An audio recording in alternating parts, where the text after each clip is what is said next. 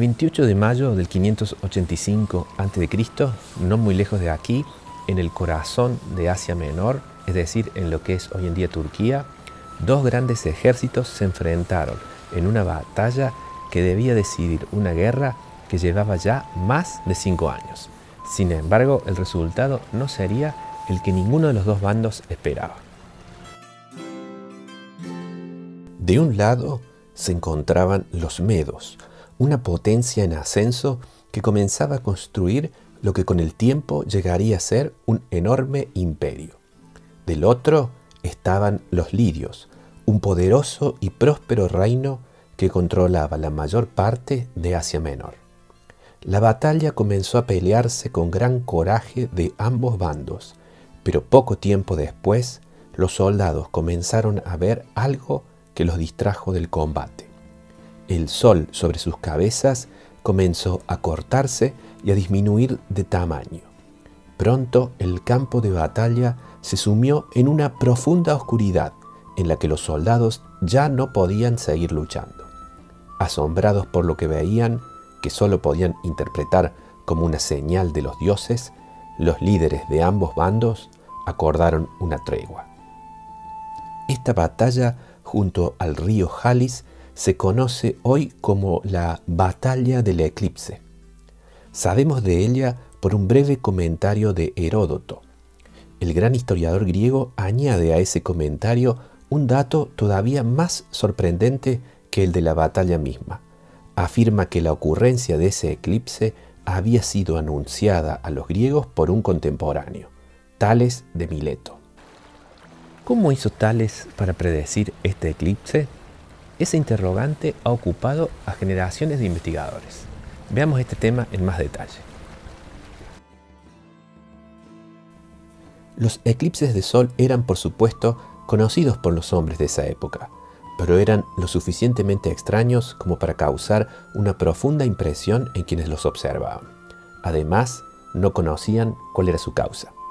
El relato de Heródoto sobre la predicción de Tales ha sido intensamente debatido, y son varios los estudiosos que rechazan su veracidad, considerando que en la época de Tales simplemente no se contaba ni con los conocimientos astronómicos ni con los matemáticos necesarios para predecir la fecha exacta de un eclipse.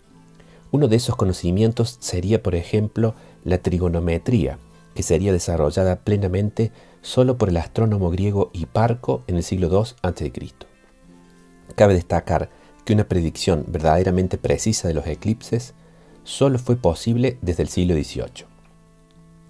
Una lectura posible del texto de Heródoto indicaría que Tales solo predijo el año del eclipse, pero parece difícil pensar que ello hubiera causado una admiración tan grande entre sus contemporáneos. Por ello, ante la insistencia con que los autores antiguos destacan el logro de Tales, otros investigadores han intentado identificar distintas vías por las que el filósofo de Mileto habría podido tener un conocimiento adelantado sobre la ocurrencia de este evento astronómico. Algunos pensaron que Tales podría haberse servido del conocimiento de ciclos seculares de los movimientos de la Tierra y la Luna, como el llamado ciclo de Saros, que indica una repetición de eclipses en un periodo de 223 meses lunares, equivalentes a 18 años, 10 o 11 días y 8 horas, es decir, 6.585 días y 8 horas. Pero el conocimiento de esos ciclos implicaba siglos de observaciones astronómicas muy precisas que los griegos de la época de Tales no tenían. Pero otros contemporáneos sí contaban con esa información. Diversas tablillas indican que este ciclo era conocido por los caldeos, es decir, por los astrónomos y matemáticos de Babilonia, que habían observado los astros y registrado minuciosamente sus movimientos por siglos. La duda es si ya habían descubierto este ciclo para la época de Tales. La evidencia no es totalmente clara al respecto. Los caldeos prestaban especial atención a los eclipses, ya que los consideraban como señales de un gran peligro para el rey. Por ello, creían que era vital poder conocerlos antes de que ocurrieran para proteger al soberano. Cuando los astrónomos babilonios identificaban la posibilidad de un eclipse, para preservarse, el rey abdicaba temporalmente el trono y se colocaba en su lugar a un rey sustituto, acompañado de su propia reina. Una vez pasado el peligro astronómico, los suplentes eran sacrificados a los dioses y el soberano retornaba al poder como si nada hubiera pasado. En Mesopotamia los eclipses eran, como vemos, asuntos de Estado de la máxima importancia. Se ha especulado con que Tales habría podido acceder a información de las tablas astronómicas babilonias que habrían permitido identificar el ciclo Saros. No tenemos prueba de ello, pero no podemos descartarlo. El problema es que los eclipses que ocurren cada vez que se repite el ciclo no son visibles en la misma región que el anterior, sino que se desplazan tanto en latitud como en longitud. Esto es así por las 8 horas en las que cada ciclo Saros excede una cantidad precisa de días. Cuando el eclipse cíclico se repite, la Tierra se encuentra en otra posición de su rotación respecto de la que se encontraba en el ciclo anterior 18 años, 10 días y 8 horas antes. Por esa razón, la sombra de la Luna se proyecta sobre otra parte de la superficie del planeta. Este desplazamiento de los eclipses dificulta el uso de este ciclo como herramienta predictiva. Por ello, muchos especialistas han rechazado la idea de que Tales haya usado este método.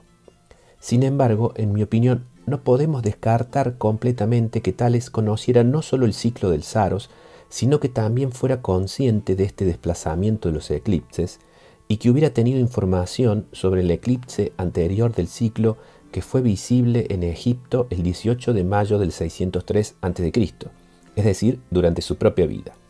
Es solo una especulación, pero podemos pensar en que Tales tuvo un conocimiento de ese eclipse y que supo que existía una posibilidad de que éste se repitiera en una zona que cubriría aproximadamente Asia Menor. Ciertamente, su predicción contó con una gran dosis de suerte. Sin embargo, la postura de la mayoría de los investigadores de negar la historia como un invento posterior me parece menos probable que esta especulación.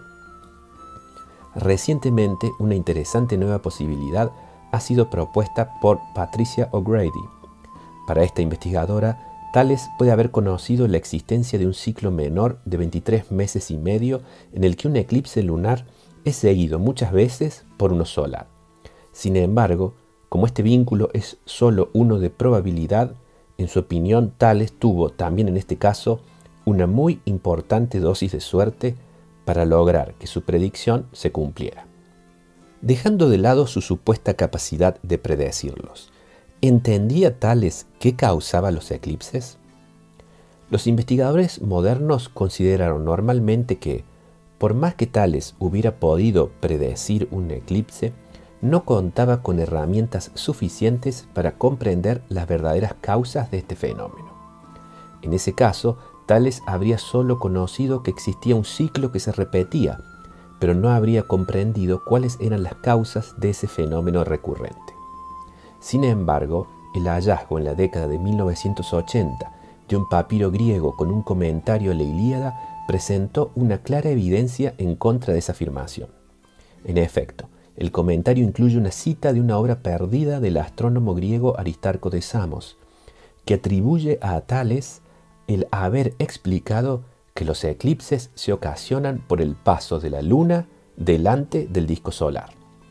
Esta evidencia nos enseña que no debemos subestimar las capacidades científicas de Tales. Tales se dedicó con afán al estudio de los cielos y logró muchos otros descubrimientos más allá de los eclipses.